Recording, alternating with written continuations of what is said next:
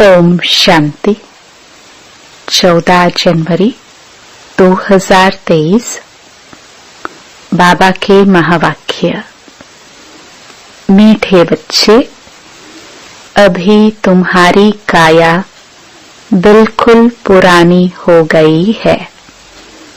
बाप आए हैं तुम्हारी काया कल्प वृक्ष समान बनाने। तुम आधा कल्प के लिए अमर बनते हो। प्रश्न, इस वंडरफुल नाटक में कौन सी बात बहुत ही समझने की है? उत्तर, इस नाटक में जो भी एक्टर्स पाठधारी हैं, उनका चित्र केवल एक बार ही देख सकते हैं। फिर वही चित्र 5000 वर्ष के बाद देखेंगे। 84 जन्मों के 84 चित्र बनेंगे और सभी भिन्न भिन्न होंगे। कर्म भी किसके साथ मिल नहीं सकते। जिसने जो कर्म किए वह फिर 5000 वर्ष बाद वही कर्म करेंगे। यह बहुत ही समझने की बातें हैं। तुम बच्चों की बुद्धि का ताला अभी खुला है। तुम यह राज सबको समझा सकते हो। गीत। भोलेनाथ से निराला। ओम शांति। भोलानाथ सदैव शिव बाबा को कहा जाता है, शंकर को नहीं कहा जाता। वह तो विनाश करता है और शिव बाबा स्थापना करते हैं। ये तो जरूर है, स्थापना स्वर्ग की और विनाश नरक का करेंगे तो ज्ञान सागर भोलानाथ शिव को ही कहेंगे। अब तुम बच्चे तो अनुभवी हो। जरूर कल्प पहले भी शिव बाबा आया होगा और अब आया है जरूर। उनको आना जरूर है क्योंकि नई मनुष्य सृष्टि को रचना है। इस ड्रामा के आदि मध्य अंत का राज बताना है, इसलिए जरूर यहाँ आना है। सूक्ष्म वतन में तो नहीं बताएंगे। सूक्ष्म वतन की भाषा अलग है, मूल वतन में तो भाषा है नहीं। यहाँ है टॉकी। शिव बाबा ही बिगड़ी को बनाने वाला है। जब सृष्टि तमो प्रधान हो जाती है तो सबको सद्गति देने वाला भगवान कहते हैं कि मुझे आना पड़ता है। यादगार भी यहाँ है। इस नाटक में जो मनुष्य के चित्र हैं वह एक ही बार देख सकते हैं। ऐसे नहीं कि लक्ष्मी नारायण के चित्र चेहरे सत्युग के सिवाय कभी भी कहाँ देख सकते हैं। वह पुनर्जन्म लेंगे तो नाम रूप भिन्न हो जाएगा। वही लक्ष्मी नारायण का रूप एक बार देखा, फिर 5000 वर्ष के बाद ही देखेंगे। जैसे गांधी का हूबहू चित्र फिर 5000 वर्ष के बाद देखेंगे।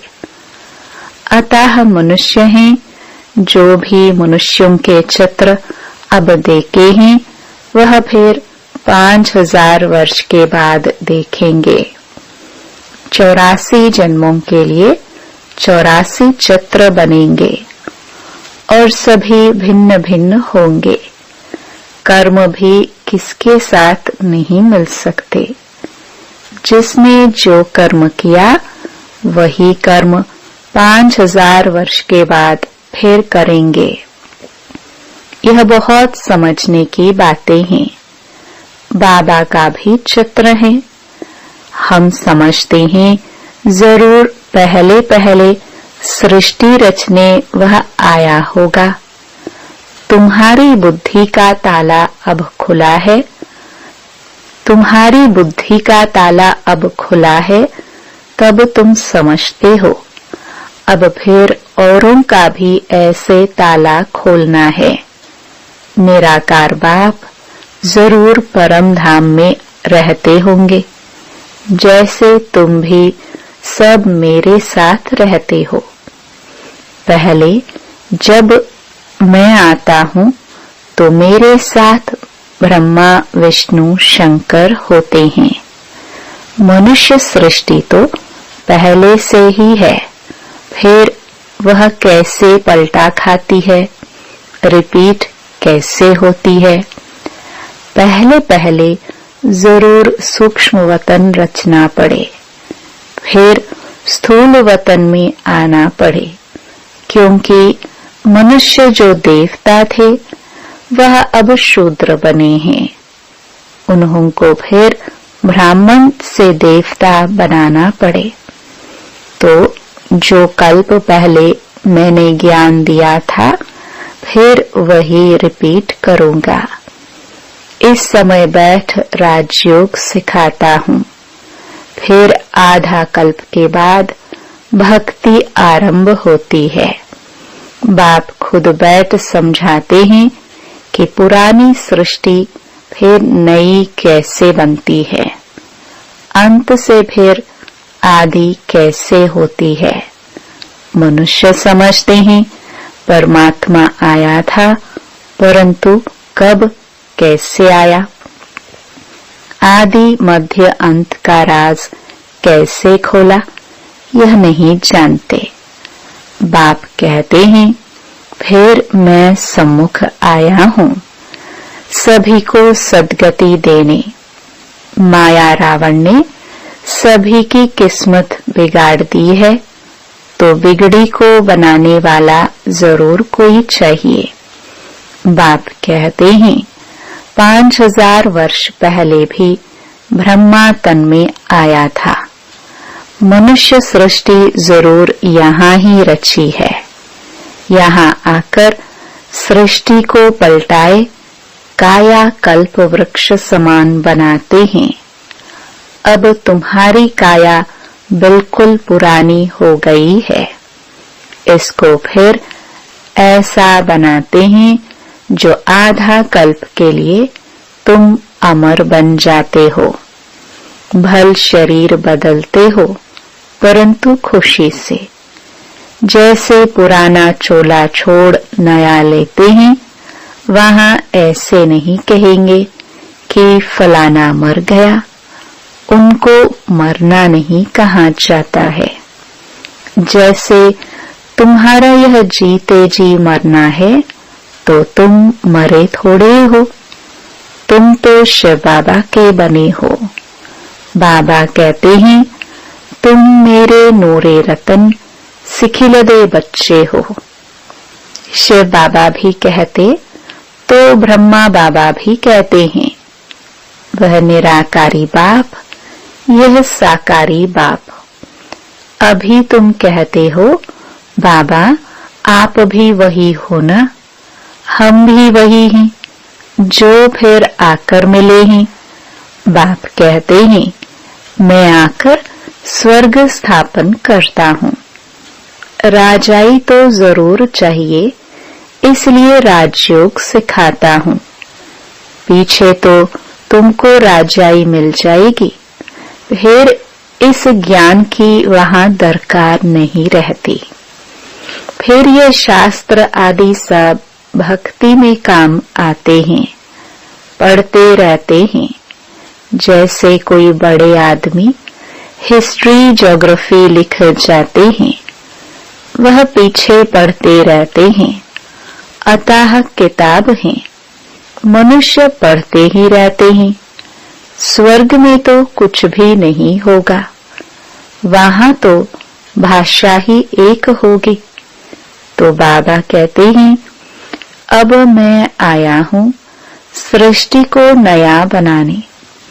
पहले नई थी, अब पुरानी हो गई है। मेरे सब पुत्रों को, बच्चों को माया ने जलाए राख कर दिया था। वह दिखाते हैं सागर के बच्चे।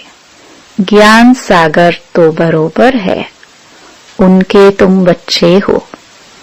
भल बच्चे तो वास्तव में सभी हैं, परंतु तुम बच्चे अब प्रैक्टिकल में गाए जाते हो।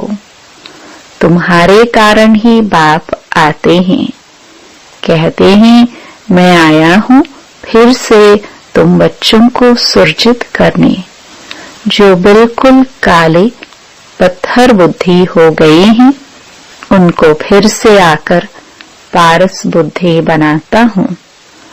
तुम जानते हो इस ज्ञान से हम पारस बुद्धि कैसे बनते हैं। जब तुम पारस बुद्धि बन जाएंगे, तब यह दुनिया भी पत्थर बुद्धि से बदल पारसपुरी बन जाएगी, जिसके लिए बाबा पुरुषार्थ कराते रहते हैं। तो बाबा को जरूर मनुष्य सृष्टि रचने के लिए यहाँ ही आना पड़ेगा ना। जिसके तन में आते हैं उन द्वारा मुख वंशावली बनाते हैं। तो यह हो गई माता। कितनी गुह्य बात है तो यह मेल। इनमें बाबा आते हैं तो यह माता कैसे हुई, इसमें मूंझेंगे जरूर। तुम सिद्ध कर बताते हो कि यह मात पिता ब्रह्मा सरस्वती दोनों कल्प वृक्ष के नीचे बैठे हैं, राजयोग सीख रहे हैं। तो जरूर उन्हों का गुरु चाहिए। ब्रह्मा सरस्वती और बच्चे सभी को राज ऋषि कहते हैं। राजाई के लिए योग लगाते हैं। बाप आकर राजयोग और ज्ञान सिखाते हैं, जो और कोई भी सिखा न सके। न कोई का राजयोग है, वह तो सिर्फ कहेंगे योग सीखो। हठ योग तो अनेक प्रकार के होते हैं। राजयोग कोई भी सिखला न सके। भगवान ने आकर राजयोग सिखाया था। कहते हैं हमको कल्प कल्प फिर आना पड़ता है, जबकि मनुष्य सृष्टि नई रचनी है। प्रलय तो होती नहीं। अगर प्रलय हो जाए तो फिर हम आवे किसमें। निराकार क्या कर करेंगे। बाप समझाते हैं सृष्टि तो पहले से ही है। भक्त भी हैं, भगवान को बुलाते भी हैं। इससे सिद्ध है कि भक्त हैं। भगवान को आना ही तब है जब भक्त बहुत दुखी हैं। कलयुग का अंत है। रावण राज्य खत्म होना है, तब ही मुझे आना पड़ता है। बरोबर इस समय सभी दुखी हैं। महाभारी लड़ाई सामने खड़ी है। ये पाठशाला है, यहाँ एम ऑब्जेक्ट है। तुम जानते हो सतयुग में लक्ष्मी नारायण का राज्य था, फिर सिंगल ताज वालों का राज्य हुआ, फिर और धर्म वृद्धि को पाए हैं, फिर राजाई आदि बढ़ाने के लिए युद्ध आदि हुए। तुम जानते हो जो पास्ट हो गया वह फिर रिपीट होगा। फिर लक्ष्मी नारायण का राज्य आरंभ होगा। बाबा वर्ल्ड की हिस्ट्री ज्योग्राफी का राज पूरा समझाते हैं। डिटेल में जाने की दरकार नहीं। जानते हैं कि हम सूर्यवंशी हैं, तो जरूर पुनर्जन्म भी सूर्यवंशी में ही लेते होंगे। नाम रूप तो बदलते होंगे। माँ बाप भी दूसरे मिलेंगे। ये सारा ड्रामा बुद्धि में रखना है। बाप कैसे आता है वो भी समझ लिया। मनुष्यों की बुद्धि में वही गीता का ज्ञान है। आगे हमारी बुद्धि में भी वही पुराना गीता का ज्ञान था। अभी बाप गुह्य बातें सुनाते हैं, जो सुनते सुनते सारे राज समझ गए हैं। मनुष्य भी कहते हैं, आगे आपका ज्ञान और था, अब बहुत अच्छा है। अब समझ गए हैं कि कैसे गृहस्थ व्यवहार में रह कमल फूल समान बनना है। यह सबका अंतिम जन्म है, मरना भी सबको है। खुद बेहद का बाप कहते हैं, तुम पवित्र बनने की प्रतिज्ञा करो तो 21 जन्मों के लिए स्वर्ग के मालिक बनेंगे। यहाँ तो कोई पदमपति हैं तो भी दुखी हैं। काया कल्पतरु होती नहीं, तुम्हारी काया कल्पतरु होती है। तुम 21 जन्म मरते नहीं। बाप कहते हैं, यहाँ आएंगे भी वही जो सूर्यवंशी चंद्रवंशी कामचता पर बैठ सांवरे हो गए हैं। इसलिए राधे कृष्ण श्री नारायण सबको सांवरा दिखाते हैं। अभी तो सभी सांवरे हैं, कामचता पर बैठने से सांवरे हो गए हैं। अब तुमको कामचता से उतरकर ज्ञानचता पर बैठना है। विष का हथियाला कैंसल कर ज्ञान अमृत का हथियाला बांधना है। समझाना ऐसे है जो वह कहे कि तुम तो शुभ कार्य कर रहे हो। जब तक कुमार कुमारी है तो उनको मूत पलिती नहीं कहेंगे। बाप कहते हैं, तुमको गंदा कभी नहीं बनना है। आगे चलकर ढेर आएंगे, कहेंगे ये बहुत अच्छा है।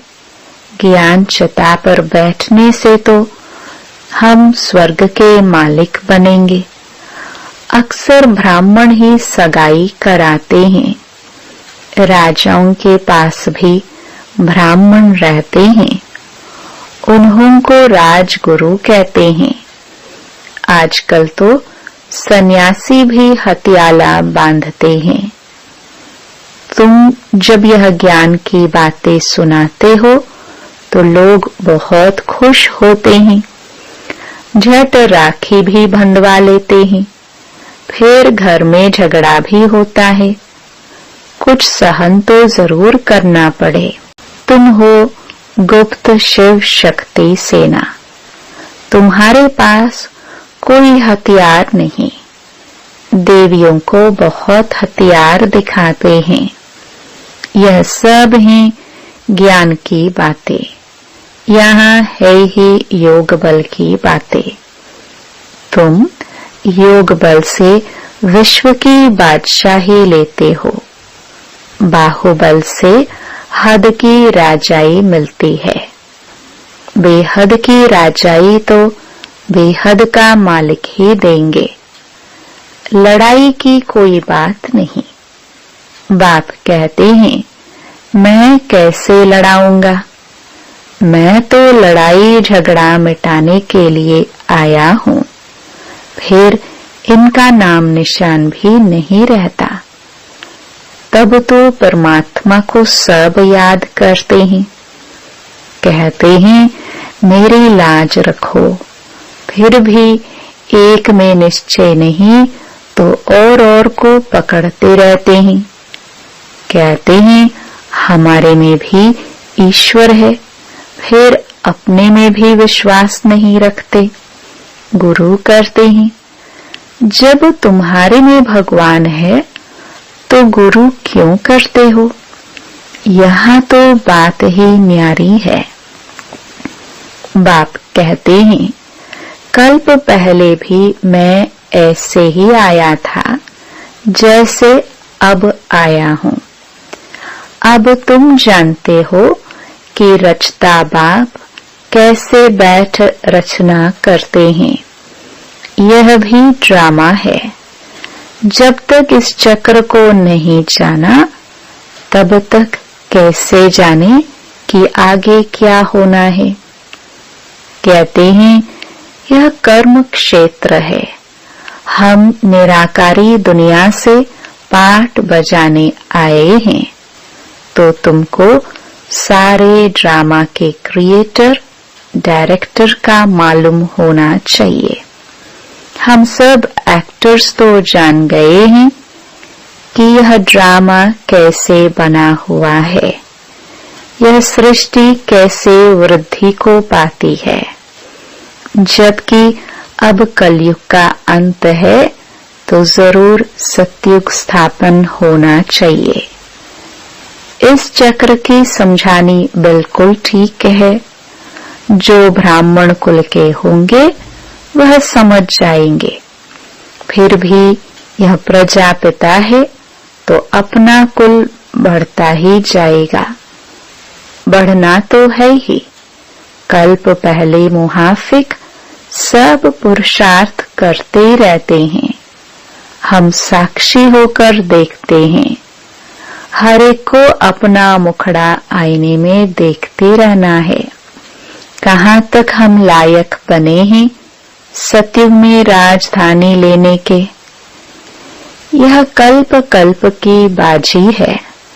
जो जितनी सर्विस करेंगे, तुम हो बेहद के रूहानी सोशल वर्कर्स। तुम सुप्रीम रूह की मत पर चलते हो। ऐसे अच्छी अच्छी पॉइंट्स धारण करनी है। बाप आकर काल के पंजे से छुड़ाते हैं। वहां मृत्यु का नाम नहीं। ये है मृत्यु लोक, वो है अमर लोक। यहाँ आदि मध्य अंत दुख है, वहां दुख का नाम निशान नहीं। अच्छा, मीठे मीठे सिखिलदे बच्चों प्रति माता पिता बाप दादा का याद प्यार और गुड मॉर्निंग। रूहानी बाप की रूहानी बच्चों को नमस्ते। धारणा के लिए मुख्य सार। पहला, हम निराकारी और साकारी दुनिया बाप के सिखिलदे नूरे रत्न हैं। हम शिव बाबा के जीते जी वारिस बने हैं। इसी नशे में रहना है। दूसरा, योग बल से विश्व की राजाई लेनी है। पवित्रता की राखी बांधी है, तो सहन भी करना है। पतित कभी नहीं बनना है। वरदान, सुख के सागर बाप की स्मृति द्वारा दुख की दुनिया में रहते भी सुख स्वरूप भव। सदा सुख के सागर बाप की स्मृति में रहो, तो सुख स्वरूप बन जाएंगे। चाहे दुनिया में कितना भी दुख अशांति का प्रभाव हो, लेकिन आप न्यारे और प्यारे हो, सुख के सागर के साथ हो। इसलिए सदा सुखी, सदा सुखों के झूले में झूलने वाले हो।